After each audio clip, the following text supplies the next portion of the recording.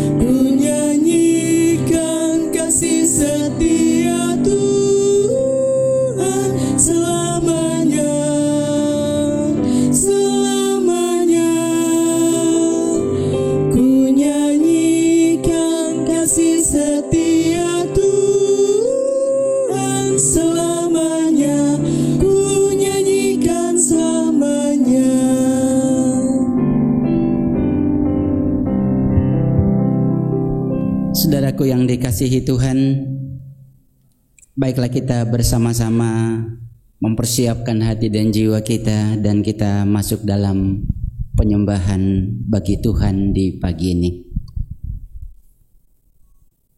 Dengan meneduhkan hati, seraya masing-masing kita mengaku demikian, bahwa sumber pertolongan kita adalah Allah Sang Pencipta langit dan bumi, yang setia merawat dan melawat semua ciptaannya dengan kasih yang tak berkesudahan. Damai sejahtera Tuhan Yesus menyertai umat-Nya yang beribadah kepadanya. Amin. Bahagian firman Tuhan di awal kita memasuki ibadah ini, 2 Korintus pasal 5 ayat yang ke-15, yang demikian sabda Tuhan. Dan karena Kristus telah mati untuk semua orang, supaya mereka yang hidup tidak lagi hidup untuk dirinya sendiri, tetapi untuk Dia yang telah mati dan telah dibangkitkan untuk mereka. Amin. Kidung Jemaat 362 bait yang pertama dan keempat.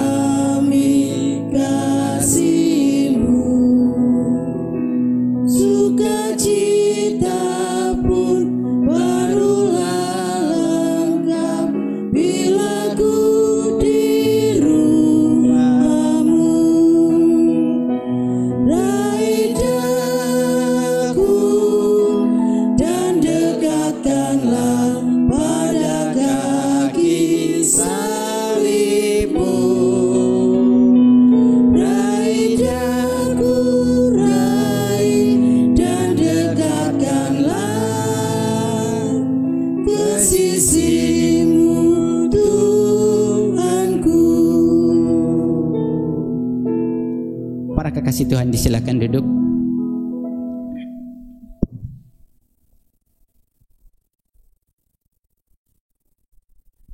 Sebelum kita bersama-sama tunduk di dalam kerendahan hati, mengakui akan segala dosa dan pelanggaran kita, baiklah kita dituntun oleh bahagian firman Tuhan, Markus pasal 12 ayat yang ke-30 yang demikian. Kasihilah Tuhan Allahmu dengan segenap hatimu dan dengan segenap jiwamu dan dengan segenap akal budimu dan dengan segenap kekuatanmu. Begitulah firman Tuhan yang menjadi landasan bagi kita untuk bersama-sama kita mengakui akan dosa, kesalahan dan pelanggaran kita di hadapannya. Mari bersama-sama kita berdoa.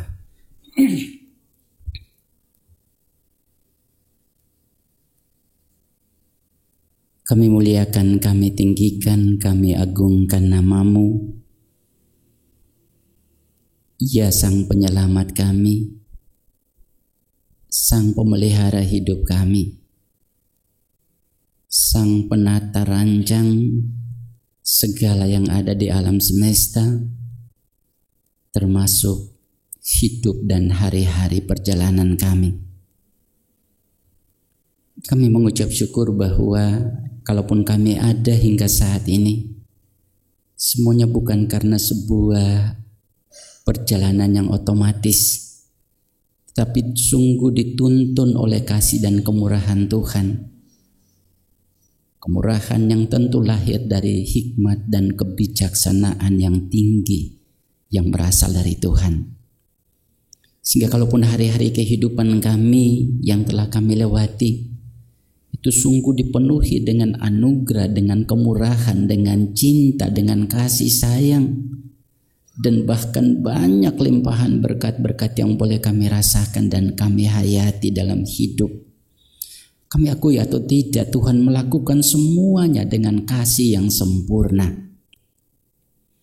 Dan itulah sebabnya kalaupun kami datang di pagi ini dalam sujud dan sembah, kami juga mengakui hanya karena kemurahan Tuhan, hanya karena perkenanan Tuhan yang memanggil kami untuk datang bersujud di hadapan Tuhan setelah Tuhan menaungi hidup dan perjalanan istirahat sepanjang malam hingga pagi ini.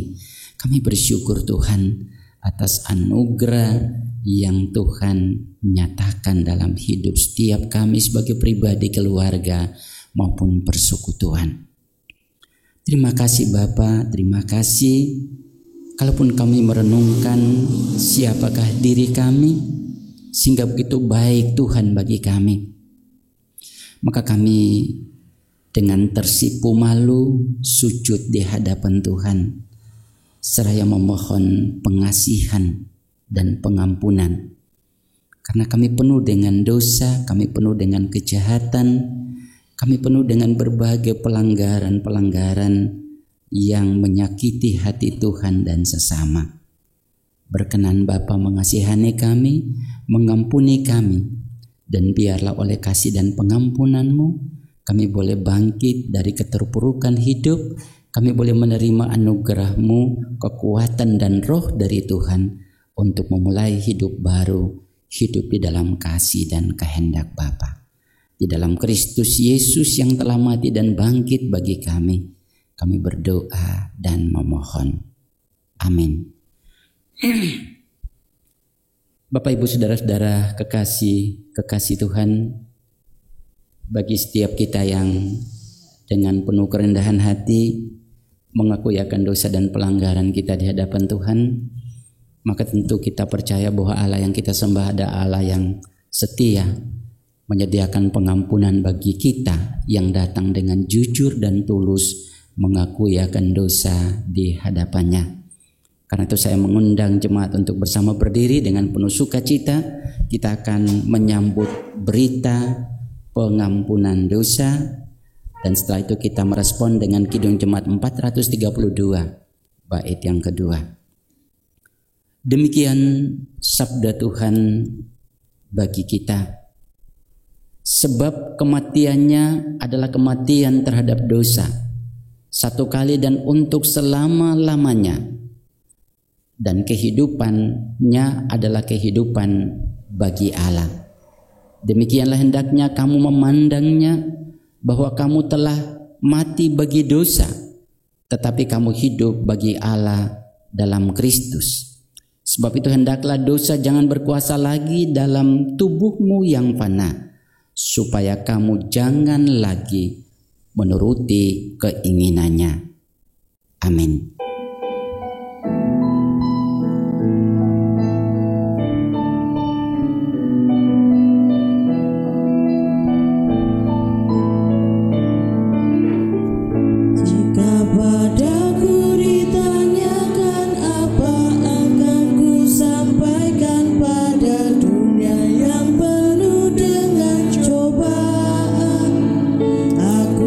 Saksi dengan kata tapi juga dengan karya menyampaikan kasih Allah yang sejati.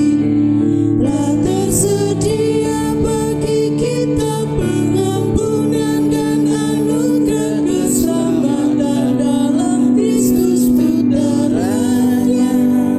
Kerajaan Allah penuh kurnia, itu berita bagi isi dunia. Jemaat silakan duduk.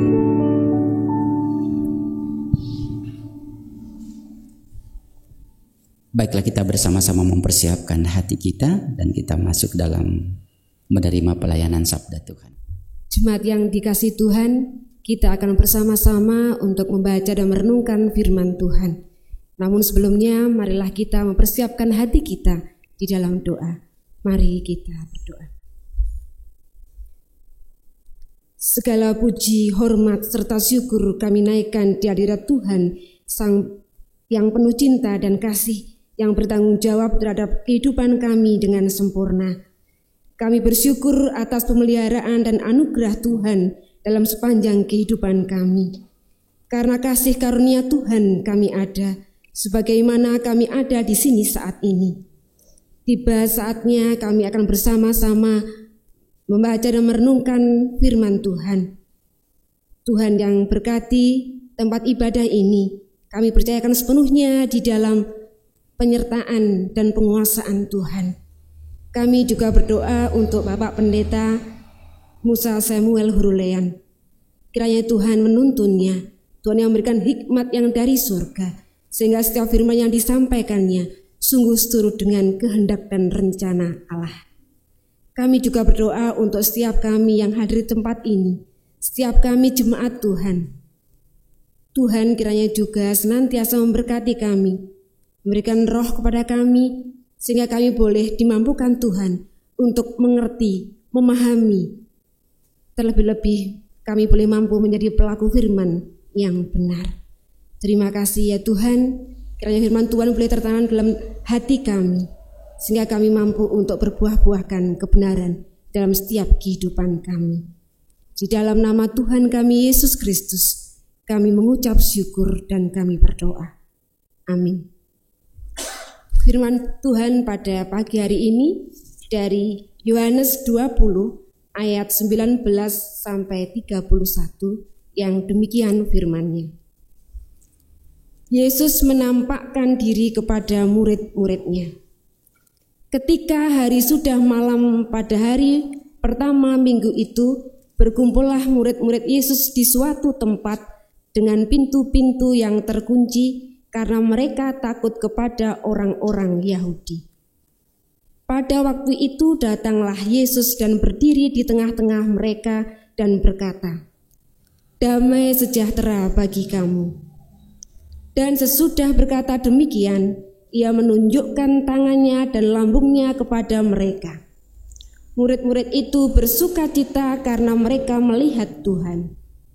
Maka kata Yesus sekali lagi, "Damai sejahtera bagi kamu.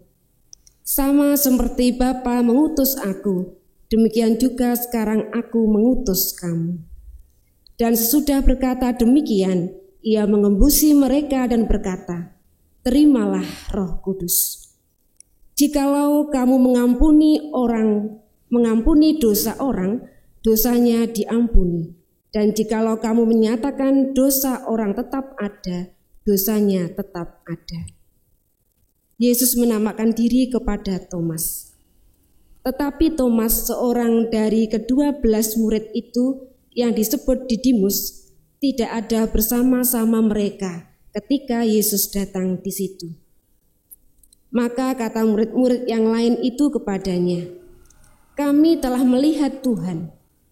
Tetapi Thomas berkata kepada mereka, "Sebelum aku melihat bekas paku pada tangannya dan sebelum aku mencucukkan jariku ke dalam bekas paku itu dan mencucukkan tanganku ke dalam lambungnya, sekali-kali aku tidak akan percaya." 8 hari kemudian murid-murid Yesus berada kembali di tempat di dalam rumah itu dan Thomas bersama-sama dengan mereka.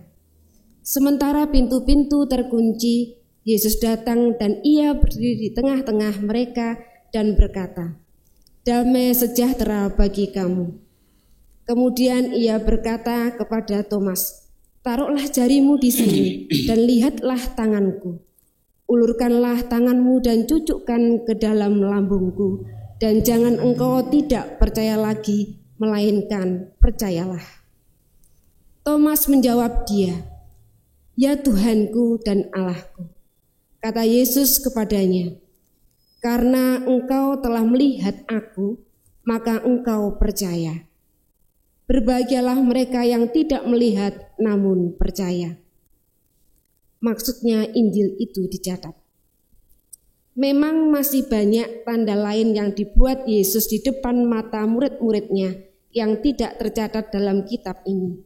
Tetapi semua yang tercantum di sini telah dicatat, supaya kamu percaya bahwa Yesuslah Mesias, Anak Allah, dan supaya kamu oleh imanmu memperoleh hidup dalam namanya. Amin. Demikianlah sabda Tuhan yang diperdengarkan bagi kita semua. Tentunya kita yang berbahagia dan diberkati Tuhan adalah kita yang mendengar, merenungkan, dan memberikan hidup kita dituntun oleh sabdanya. Amin. Kidung Jemaat 359 bait yang pertama dan ketiga.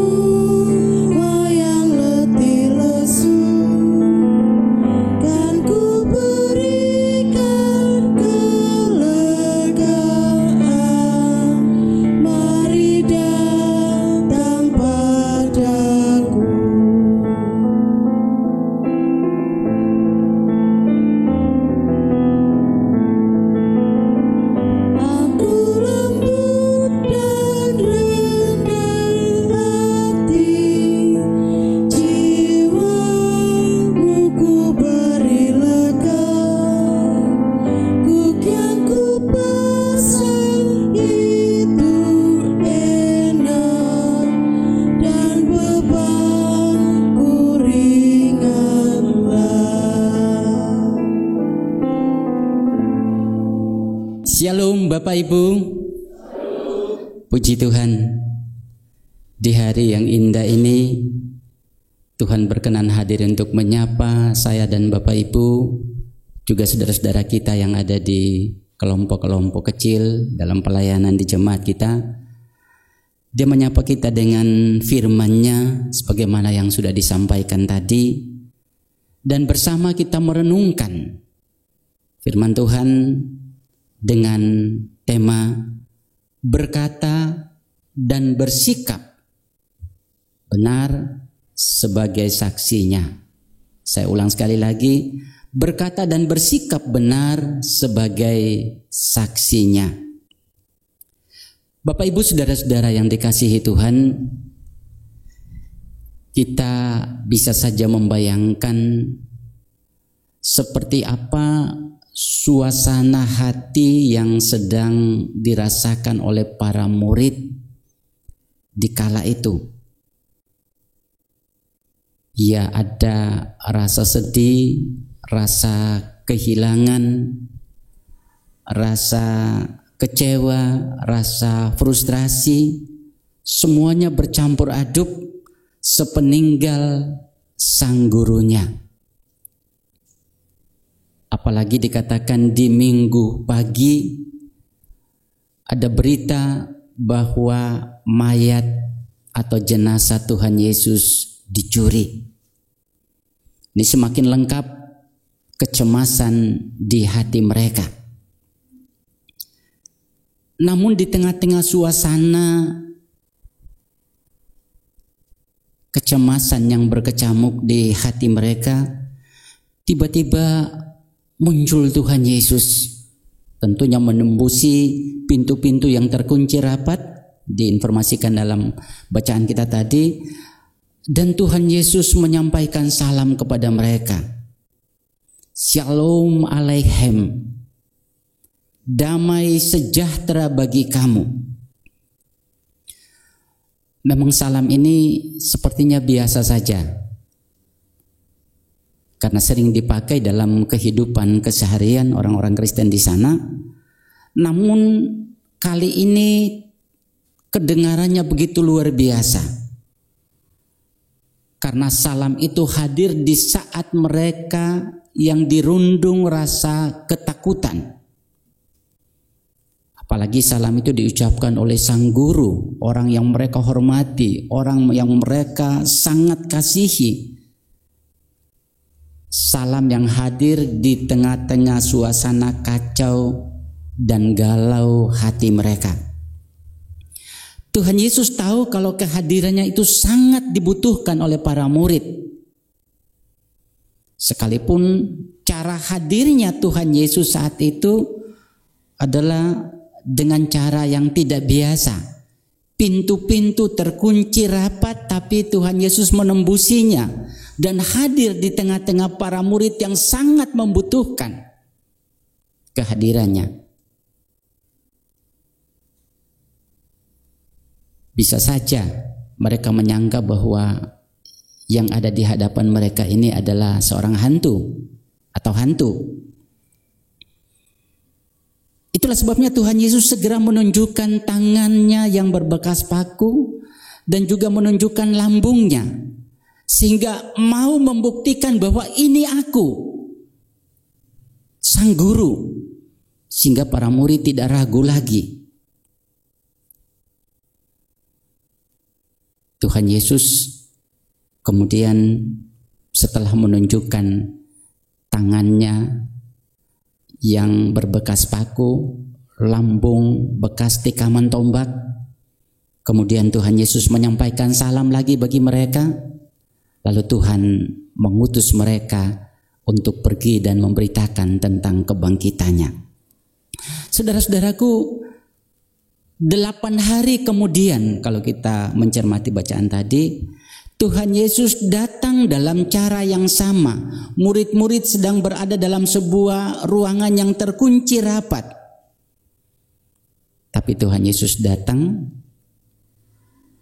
dan nampaknya kedatangan Tuhan Yesus itu lebih khusus untuk membuktikan tentang kebangkitannya kepada Thomas, yang saat itu setelah mendengar peristiwa kebangkitan Yesus dari para murid-murid, teman-teman atau rekan-rekan murid yang lain, dia tidak percaya.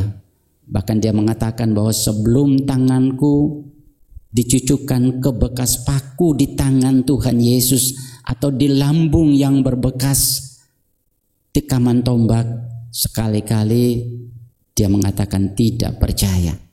Dan nampaknya kehadiran Tuhan Yesus saat itu untuk merespon perkataan dari Thomas. Dan ketika Tuhan hadir, dia menantang, taruhlah tanganmu di tanganku dan cucukkanlah tanganmu di bekas lambung, di lambung bekas tikaman tombak, buktikanlah. Thomas memang tidak berbuat apa-apa.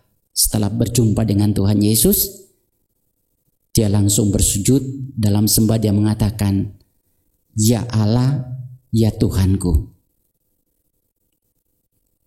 Para kekasih Tuhan, mungkin banyak orang, bahkan termasuk kita, generasi Kristen dari waktu ke waktu, mungkin cenderung kita menyalahkan. Kenapa Thomas kok meragukan? Mestinya sebagai murid yang dekat dengan Tuhan tidak boleh ragu lagi. Kita pasti secara tidak langsung menyalahkan sikap Thomas yang penuh dengan keraguan. Tetapi Bapak Ibu, kalau kita renungkan, justru dengan keraguan Thomas itulah yang membawa dia pada perjumpaan dengan Tuhan Yesus. Bahkan melewati atau melalui keraguan itulah terungkap 2 hal penting terkait dengan kehidupan beriman para pengikut Kristus. 2 hal yang kami maksudkan adalah, yang pertama, berawal dari keraguan Thomas lahir pengakuan bahwa Yesus adalah Tuhan, Yesus adalah Allah. Sebuah pengakuan yang sekaligus merupakan kesaksian Thomas kepada orang-orang di zaman itu yang belum memastikan siapa Yesus. Tapi Thomas sudah mengatakan Yesus adalah Tuhan, dan kesaksian itu kemudian menjadi kesaksian generasi Kristen sepanjang zaman. Dan catatan yang kedua, melalui sifat ragu si Thomas, Tuhan Yesus mau mengingatkan kepada para pengikutnya sepanjang zaman bahwa jangan pernah meragukan lagi kuasa Tuhan. Percaya kepada Tuhan, jangan lagi menuntut adanya tanda-tanda. Karena Dia Allah yang penuh kuasa, yang bisa melakukan apa saja, kapan saja kepada kita sesuai dengan rancangannya. Bahkan Tuhan Yesus meminta supaya mari kita percaya. Sebab dengan percaya yang sungguh, percaya itu akan menuntun kita untuk berjumpa, mengalami mujizat-mujizat atau kuasa kasih-Nya yang akan nyata dalam kehidupan kita. Saudara kekasih Tuhan, melihat baru percaya. Ini cenderung diuntukkan bagi mereka yang bukan atau belum menjadi milik Kristus atau belum menjadi murid Tuhan. Namun bagi saya dan Bapak Ibu yang sudah menjadi pengikut Kristus entah berapa lama, kita diminta untuk tidak usah lagi meminta bukti untuk percaya akan kuasa-Nya yang memelihara hidup kita. Memang Bapak Ibu, kadang tidak bisa kita sangkali bahwa manusia itu dalam momen-momen tertentu punya kecenderungan untuk meminta tanda, entah lewat mimpi, entah lewat suara apa, supaya itu bisa menguatkan manusia dalam kebertahanan imannya untuk tetap setia kepada Tuhan. Kadang itu ada dan tidak bisa diingkari. Namun Tuhan Yesus tidak menganjurkan kepada para pengikutnya untuk melakukan itu. Itulah sebabnya Tuhan berkata secara tegas kepada Thomas, berbahagialah mereka yang tidak melihat namun percaya. Artinya, kalaupun Thomas saat itu ragu, wes ben dia sudah ragu. Tapi jadikanlah keraguan Thomas itu sebagai pengalaman yang berarti bagi para pengikut Kristus agar tidak lagi ragu. Kenapa? Karena kebangkitan Tuhan Yesus itu adalah bukti yang terbesar dan terdahsyat bahwa Dia penuh kuasa yang sanggup menjaga dan memelihara kehidupan para pengikutnya di dalam situasi apapun. Ancaman terhadap kehidupan, masa keprihatinan, pergumulan-pergumulan pribadi yang sangat berat, pergumulan-pergumulan keluarga yang membuat manusia tidak berdaya.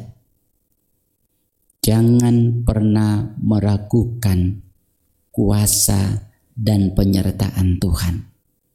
Sebab jika Dia belum melakukan sesuatu untuk permohonan kita, maka Dia masih punya rencana yang jauh lebih besar dan jauh lebih baik bagi setiap kita yang sedang mengalami pergumulan. Oleh karena itu jangan pernah memaksa, karena dengan memaksa pun Tuhan tidak akan pernah terpengaruh. Tuhan tolong saya, berikanlah tanda supaya saya bisa menghadapi. Jangan pernah melakukannya. Karena jika orang Kristen yang sering melakukan hal seperti itu tandanya bahwa dia belum nyaman sebagai pengikut Kristus. Dan dia menjadi pengikut Kristus yang selalu tidak nyaman sepanjang waktu. Karena ada persoalan minta tanda, ada persoalan minta kekuatan. Kekuatan ya boleh, tapi jangan tanda. Karena kita punya tanda yang terbesar dalam kehidupan kita. Bahkan orang Kristen sepanjang zaman adalah kebangkitan Tuhan Yesus. Tanda bahwa Dia adalah Allah yang berkuasa, yang sanggup melakukan apapun bagi hidup kita. Para kekasih Tuhan, tidak hanya para murid diutus Tuhan untuk menyaksikan perihal kebangkitan Kristus, tetapi saya dan Bapak Ibu juga, kita sedang diutus untuk menyatakan kepada dunia tentang peristiwa kebangkitan Yesus. Kita diutus untuk menjadi saksi-saksinya. Dan salah satu caranya adalah berkata dan bersikap benar dalam mewujudkan kehendak Allah. Memang Bapak dan Ibu-ibu, di dunia yang sangat kompleks persoalan ini memang bukan hal mudah untuk kita mewujudkan secara benar dalam kata dan perbuatan kita tentang kehendak Tuhan. Bukan hal yang mudah. Pertanyaannya mengapa?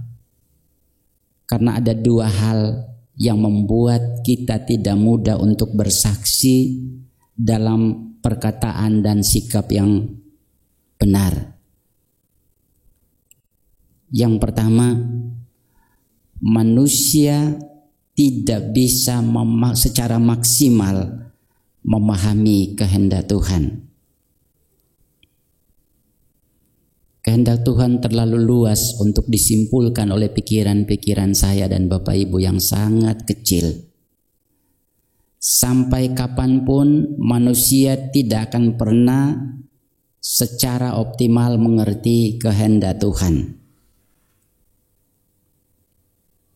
Sehingga terkadang kita tidak bisa ingkari bahwa ada orang atau kelompok-kelompok tertentu yang bertindak sewenang-wenang kepada kelompok lain atas nama atau atas nama kehendak Tuhan.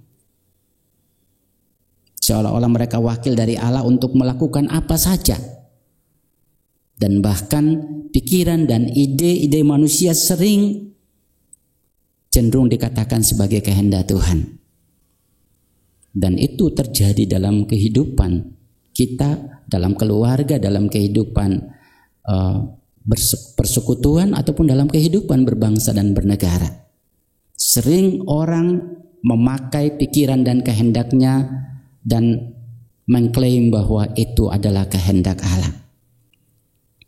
Padahal Allah tidak pernah meminta kita untuk menyakiti sesama kita yang lain. Atau juga Bapak Ibu Saudara kekasih, pikiran yang sempit kadang-kadang tidak mampu menyimpulkan kehendak Allah, misalnya bisa terungkap lewat pernyataan-pernyataan yang mungkin sering saya dan Bapak Ibu dengarkan. Misalnya ada pernyataan, siapa yang rajin beribadah maka baik dirinya atau keluarganya akan dijauhkan dari kesukaran hidup. Misalnya pernyataan seperti ini. Dan saya percaya kita semua yakin bahwa ini pernyataan ini baik dan ini bisa dikategorikan sebagai kehendak Tuhan. Namun fakta yang terjadi Bapak Ibu bahwa justru orang yang rajin beribadah, orang yang tekun berdoa, orang yang sering merenungkan firman Tuhan, justru banyak mendapat tantangan-tantangan yang keras dalam kehidupannya. Lalu ada yang berusaha untuk menjelaskan realitas itu dengan berkata, ya Pak, tantangan hidup harus ada biar iman itu bisa bertumbuh dengan baik. Pernyataan ini juga masuk akal. Dan sangat mungkin kita klaim sebagai, oh iya ini kehendak Tuhan ini ya. Tetapi kemudian ada yang bertanya, Pak, kenapa dua orang yang sama-sama rajin beribadah, tekun merenungkan firman Tuhan, tekun berdoa, tetapi yang satu nasibnya baik, dalam tanda kutip, yang satunya kok hidupnya tidak karu-karuan?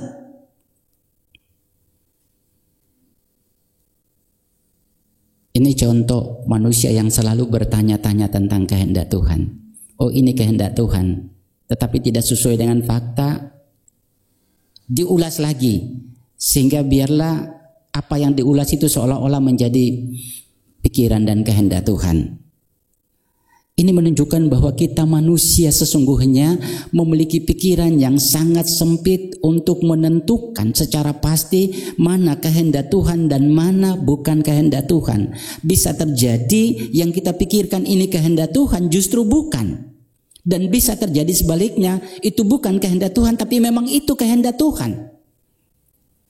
Itulah sebabnya sebagai manusia baiklah dengan penuh hati-hati, rendah hati, dengan bijaksana, mari kita menghayati realitas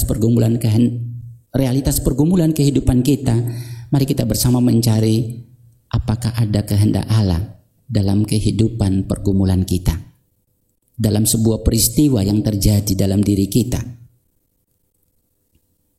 Betapa sulitnya orang bisa memastikan yang mana kehendak Tuhan. Hal yang kedua, bersikap benar sebagai saksi. Saya dan Bapak Ibu diminta untuk bersikap benar dalam kapasitas kita sebagai saksi Kristus.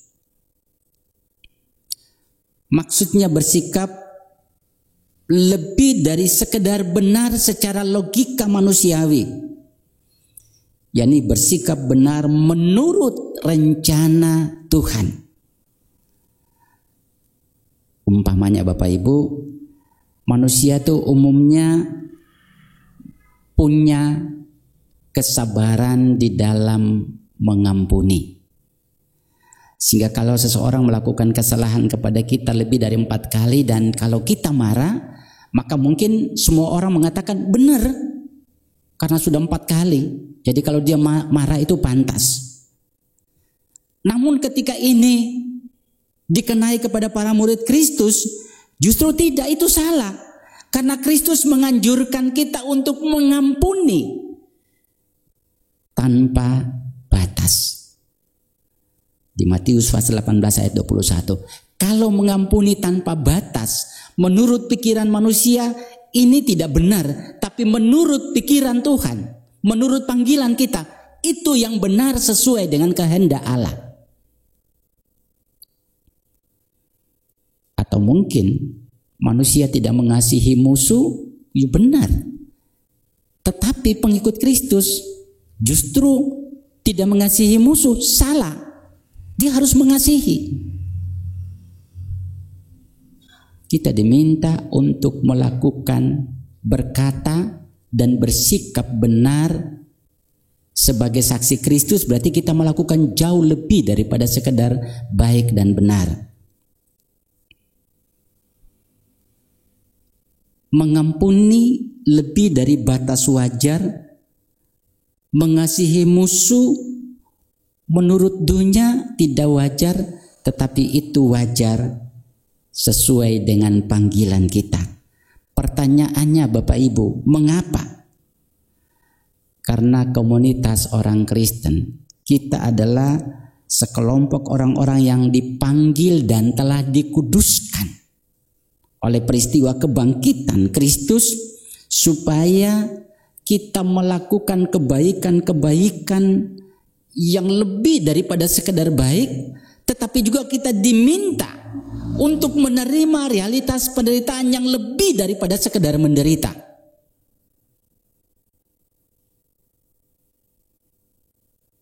Ini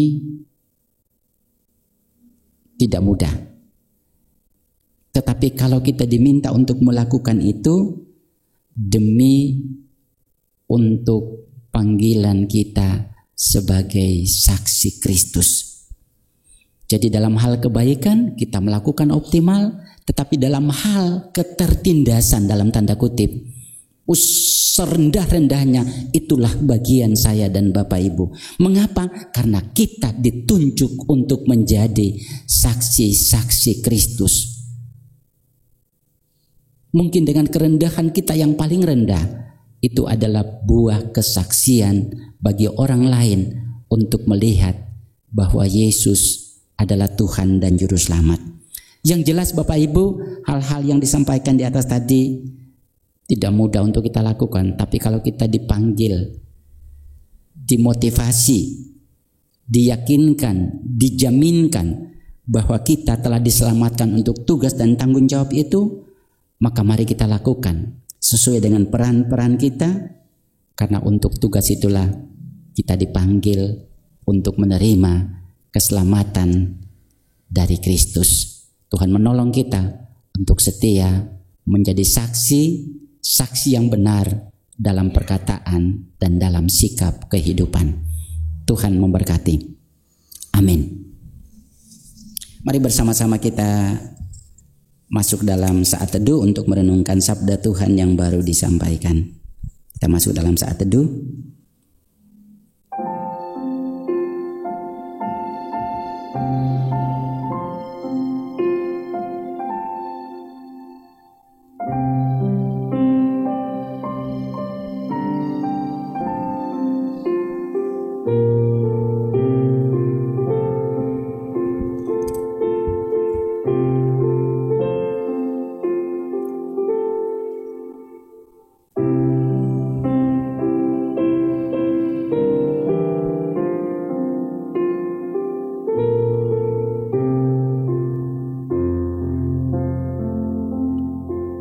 Saat teduh kita akhiri, saya mengundang untuk jemaat bersama berdiri. Kita kembali memperbaharui pengakuan iman rasuli. Pengakuan iman rasuli yang demikian: aku percaya kepada Allah, Bapa yang Maha Kuasa, Khalik langit dan bumi, dan kepada Yesus Kristus, anaknya yang tunggal Tuhan kita, yang dikandung daripada Roh Kudus, lahir dari anak darah Maria, yang menderita di bawah pemerintahan Pontius Pilatus, disalibkan, mati dan dikuburkan, turun ke dalam kerajaan maut, pada hari yang ketiga bangkit pula dari antara orang mati, naik ke surga, duduk di sebelah kanan Allah, Bapa yang Maha Kuasa, dan akan datang dari sana untuk menghakimi orang yang hidup dan mati. Aku percaya pada Roh Kudus, gereja yang kudus dan am, persekutuan orang kudus, pengampunan dosa, kebangkitan daging, dan hidup yang kekal. Amin. Jemaat disilakan duduk.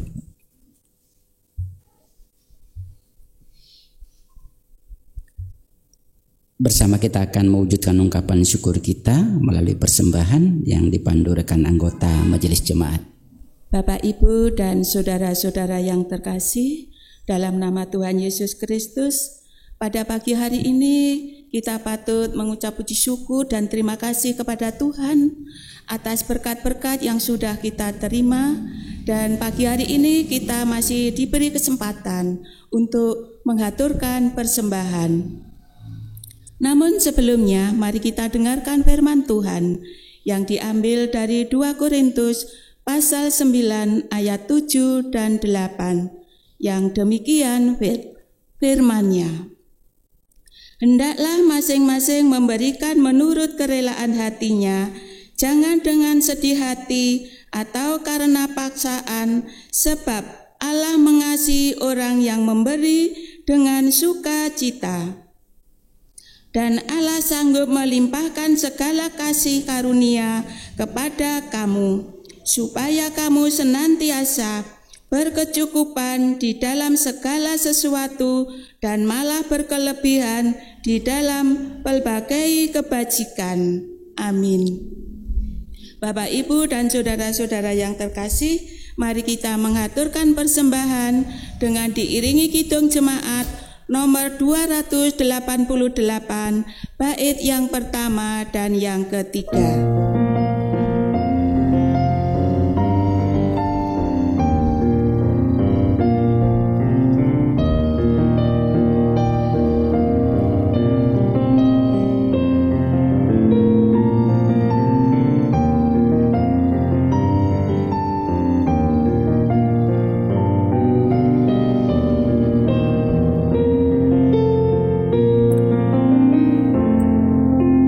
Mari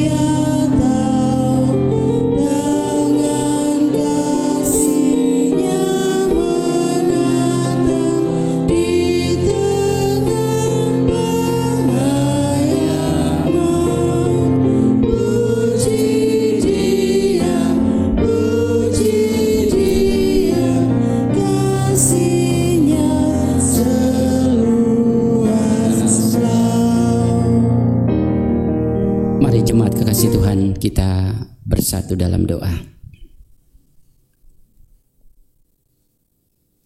Dengan penuh sukacita kami bersyukur dan menyambut sabda Tuhan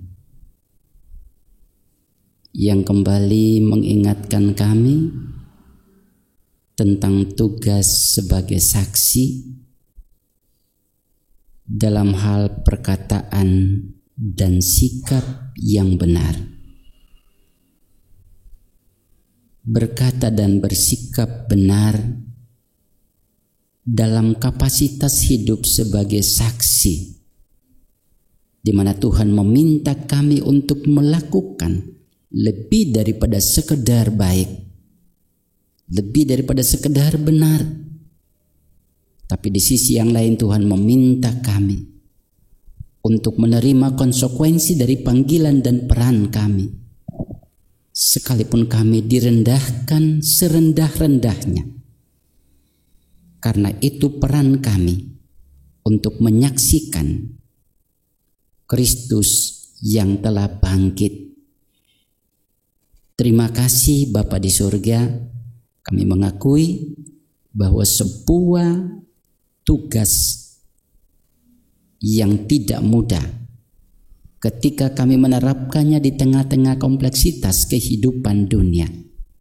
Tapi kami percaya kami akan diberikan kekuatan oleh Tuhan.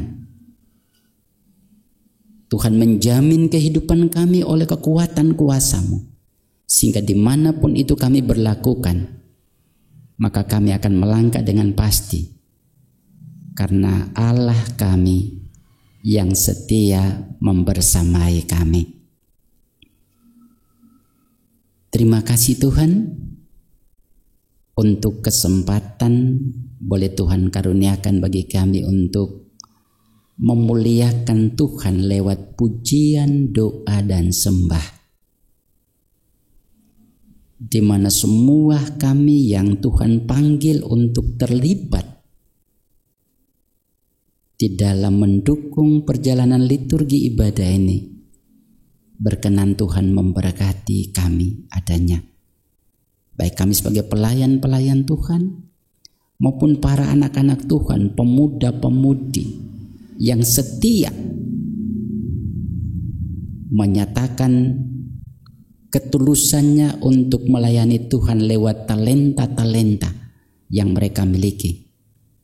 Berkenan Tuhan memberkati mereka, juga memberkati hidup dan masa depannya. Milik kepunyaan Tuhan yang hadir dalam ibadah di saat ini, baik secara offline maupun kekasih-kekasih Tuhan yang mengikuti ibadah ini secara virtual. Tuhan Yesus tahu di setiap hati pribadi, juga keluarga-keluarga dengan berbagai pergumulan kehidupan, bahwa realitas pergumulan kehidupan manusia dari waktu ke waktu selalu ada, dan Tuhan selalu yang menjadi utama.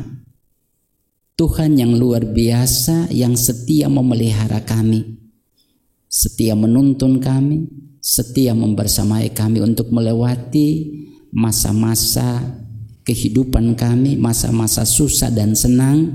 Kami percaya bahwa Tuhan setia bersama kami, sehingga dengan pengakuan itu biarlah kami tidak menjadi ragu ketika kami berada dalam situasi yang berat, ketika kami berada dalam situasi yang penuh dengan tekanan dan hempitan. Biarlah kami tetap kokoh dalam iman dan percaya bahwa Tuhan sedang mengerjakan pembebasan bagi kami menurut rencana, saat, dan waktu Tuhan. Sehingga dengan kepercayaan itulah kami tetap bertahan dan berserah diri sepenuh di dalam penyertaan dan rangkulan kasih Tuhan.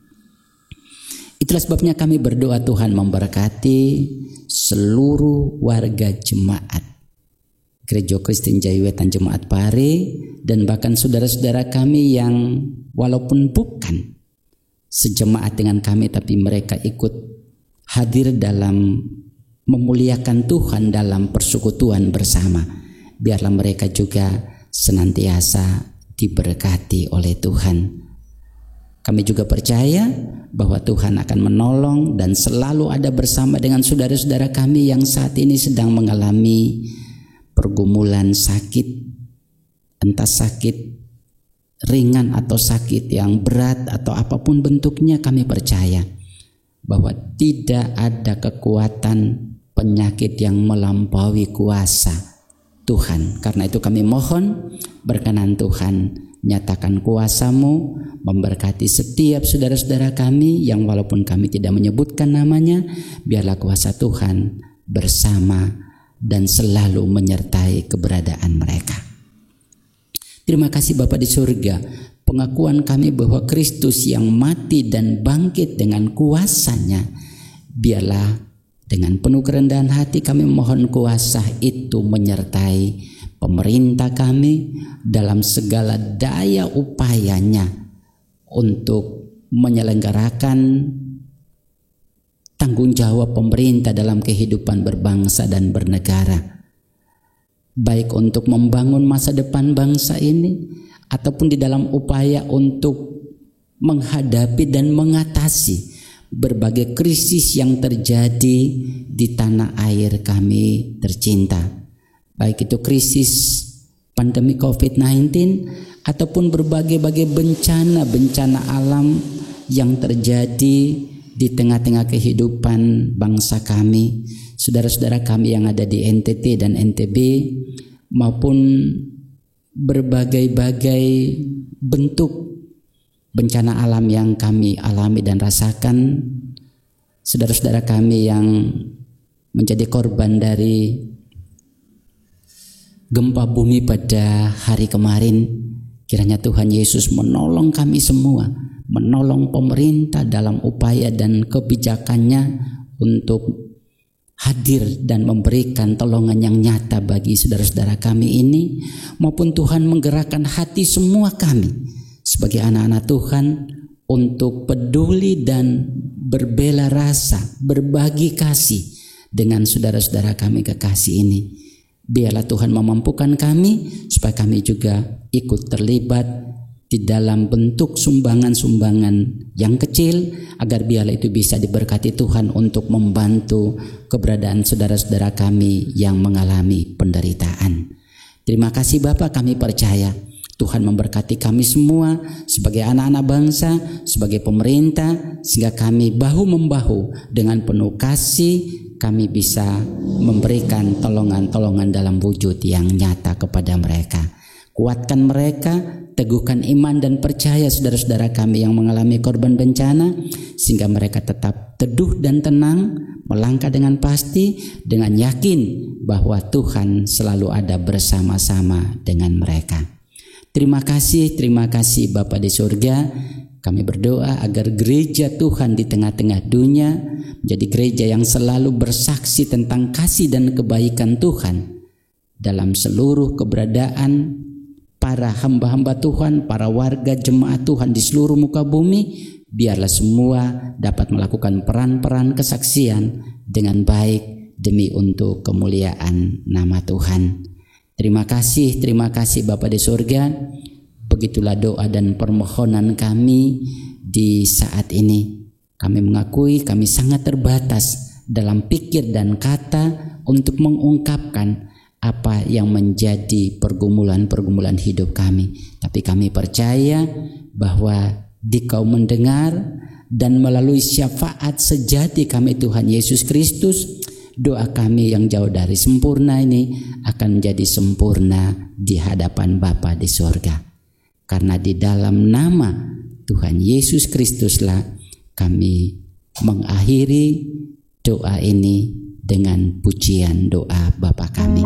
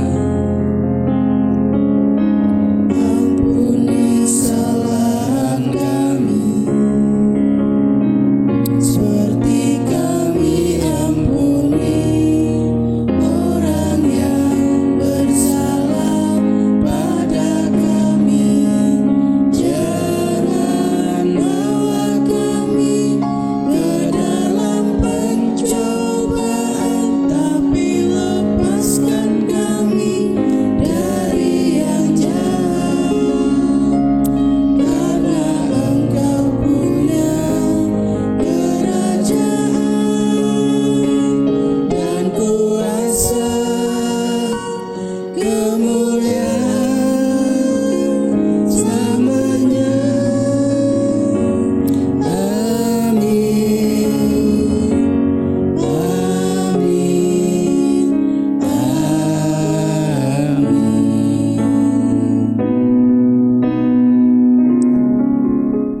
Saudara jemaat yang dikasihi Tuhan, setiap kita yang hidup oleh kebangkitannya, kita diminta untuk menjadi saksi lewat kata dan perbuatan sepanjang hidup kita. Karena kita telah ditebus untuk tugas itu. Saya mengundang jemaat untuk bersama-sama berdiri. Kita mengakhiri ibadah kita di saat ini dengan Kidung Jemaat 426, bait yang keempat, kita pujikan bagi Tuhan.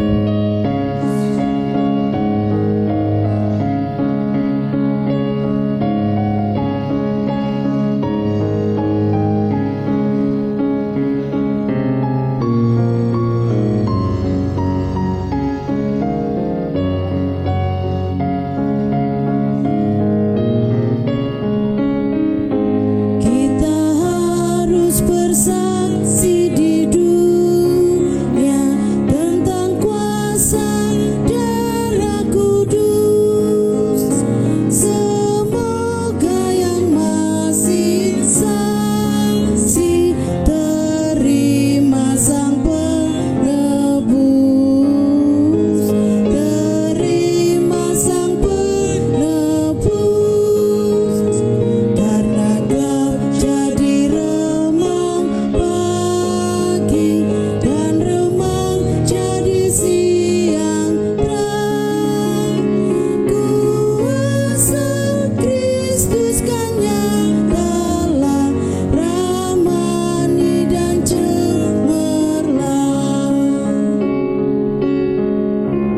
Biarlah dengan kerendahan hati kita menengadah kepada Tuhan dan bersama memohon berkat. Allah sumber pengharapan, memenuhi kamu dengan segala sukacita dan damai sejahtera dan dalam iman kamu, supaya oleh kekuatan Roh Kudus kamu berlimpah-limpah dalam pengharapan. Bagi Dialah kemuliaan sampai selama-lamanya. Amin.